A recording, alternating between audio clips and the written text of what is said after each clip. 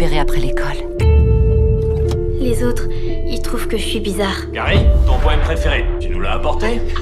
Je veux pas être comme ça. It's an interesting character because, you know, Carrie's been in people's minds since the late 70s. You know, it's everyone knows the Sissy Spacek Carrie. I mean, it's the iconic picture of her drenched in blood with her hands out like this and those eyes, and you know, that is Carrie. So, you know, it was terrifying for people to hear that they were doing a new movie with me, someone who does not look like the idea of Carrie. You know, who in the book is a chunky girl with pimples and is, you know, an outcast, not only emotionally but physically. But, you know, Sissy already accomplished overcoming that in the original film. So stepping into this was interesting because I just wanted people to know that I'm not trying to be someone else. Just like Julianne's not trying to be Piper Laurie and Kimberly Pierce isn't trying to be, you know, De Palma. We're all doing our own thing because we love the book so much. I loved the original movie. I mean, I just loved it. It was an iconic film from when I was growing up. I think those performances are amazing. You know, Piper Laurie and Sissy Spacek gave absolutely indelible performances. And the source material is incredible. You know, I mean, Stephen King is known for writing these kind of incredible, interesting, very detailed characters, and also in a particular social milieu. You know, I mean, he talks very much about our culture and our society and how we behave within it. So this is a story about adolescence and social isolation and what that does to people, and yeah, I think it's incredibly timely. Ô sauveur, que ta lumière resplendisse sur les flots, qu'elle éclaire vers le ciel obscur et sauve les morts. It was a lot of fun for me to make it more contemporary because, you know, the last time I saw it, like I said, was in the late 70s where they didn't have the technology we have now.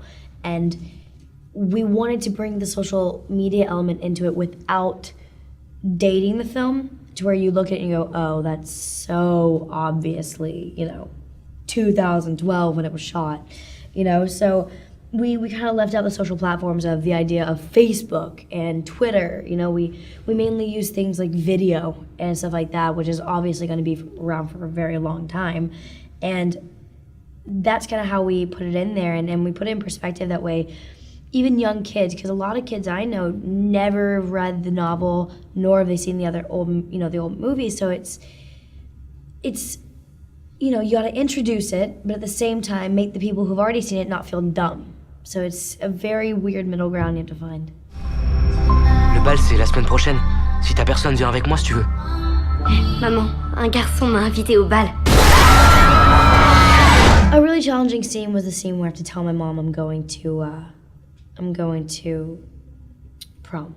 It was an interesting scene because the first time I used the telekinetic powers, so technically it was very confusing and also emotionally because you had to show this inner conflict of she does want to go to prom, but she doesn't want to hurt her mom. She doesn't want to leave her. So that's why when she locks her mom in the closet and she puts her away, it hurts her. It hurts her, but she knows this is the only way I can grow. She has to come to terms with me being who I am before I can grow up. Chloe, in particular, is just such a lovely girl and so professional. She was always so prepared and delightful to be with, and incredibly hardworking, you know, very, very hardworking. At the same time, she is an actual adolescent, which was the wonderful thing about, you know, there you are with somebody who was at the time 15 years old. Je veux être normale. Ton petit sourire là, tu le ravales tout de suite. Il faut absolument que j'essaie de trouver mon équilibre avant qu'il soit trop tard. Aider cette petite à voir ses péchés. Si elle était restée innocente, le sang ne l'aurait pas Maman, frappée. c'est même pas dans la Bible, je t'assure, regarde, c'est écrit nulle part. It's not centered around the religious fact. I mean, to be honest, you know, like I've always said, as I told Kim, it's like I don't want to make a movie to where religious people are going to look at the movie and go, this is blasphemous, this is blasphemous to my God, and da-da-da-da, because I am a religious person, I believe in what I believe in. And I don't want people to feel offended. That was my main thing. And so this movie does not circle around the religious aspect of it. It circles around what can happen when you take something to an extreme, whether that's religion, whether that's food, whatever your extreme may be. It's what happens when you take it there. The character's not an evil character. She's someone who's abused by a lot of people and in a lot of circumstances. So what happens to her, I think, is pretty dramatic. Le roi et la reine sont